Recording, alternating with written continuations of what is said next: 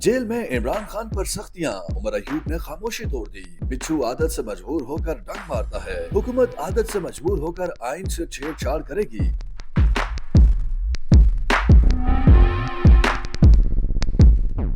कायदे हिज़्ब इख्तिलाफ और secretary general PTI Umar Ayub ने बानी पीटीआई पर अरसा तंग करने पर हुकूमत को आड़े हाथों ले लिया। निजी टीवी चैनल के प्रोग्राम में बातचीत करते हुए कहा, इमरान खान से मुलाकात के लिए अरियाला जेल जाएं तो अमला ख्वार करने के लिए घंटों गेट पर खड़ा करता है। वो हमें बैठने का भी कह सकते हैं, लेकिन वो रोब दिखाते हैं कि वो किसी और के कंट्रोल में है। डेवड़ी के सामने स्टाफ जेल मैनुअल का पर्चा थमाता है और जिस पर लिखा होता है सजा याफ्ता कैदी के साथ सियासी गुफ्तगू नहीं की जा सकी और कोई बात करेगा तो कानून अपना रास्ता लेगा। उन्होंने बताया, गुज़श्ता दिनों इमरान खान से मुलाकात में रुकावट डालने पर शिबली फराज और रऊफ हसन ने जेल अमले से नाराजगी का इजहार किया था और जेल अमले को कहा था, हम सियासी कारकुन हैं, चने बेचने नहीं आते बल्कि बानी पीटीआई से मुलाकात के लिए आए हैं। जनरल सेक्रेटरी पीटीआई ने जेल में इमरान खान पर सख्तियां बढ़ने की तस्दीक करते हुए कहा, लोगों को उनके करीब नहीं जाने दिया जाता। वो बतौर अपोजिशन लीडर कौमी असम्बली हुकूमत को मुतनब्बे कर रहे हैं कि कौमी असम्बली और सेनेट इजलास की कार्रवाई नहीं चलने देंगे। इमरान खान को कुछ हुआ तो जिम्मेदार हुकूमत होगी, उनके खिलाफ तहरीक शुरू कर देंगे, जिसके बाद फरार होने का रास्ता नहीं मिलेगा। उमर अयूब का कहना था कि मार्च में हुकूमत बनी, लेकिन ये 5 माह में कोई खातिर खा कारकर्दगी नहीं दिखा सके। हुक्मरान अपने ही हल्कों में जाने से घबराते हैं। वज़ीर आला बलूचिस्तान रेड जोन में महसूर होकर रह गए हैं। वो अवाम का सामना करने से कतरा रहे हैं। बलूचिस्तान का ए और बी एरिया किसी के कंट्रोल में नहीं है। रेल की पटरी और पुलों को बमों से उड़ाना मामूली बात नहीं। कच्चे में डाकों का खात्मा न होना नज़्म ज़ब्त की कमी और अहलकार के गैर तरबियत याफ्ता होने की निशानदेही करता है। वज़ीर आला मरीम नवाज और वज़ीर दाखिला मोहसिन नकवी ने पुलिस को सियासत की भीम चढ़ा दिया है। उन्होंने हुकूमत पर तनकीद करते हुए कहा, मईशत बैठ गई है, महंगाई, बेरोजगारी, बिजली और गैस बिलों में मुसलसल इजाफा हो रहा है। चीन और सऊदी अरब जैसे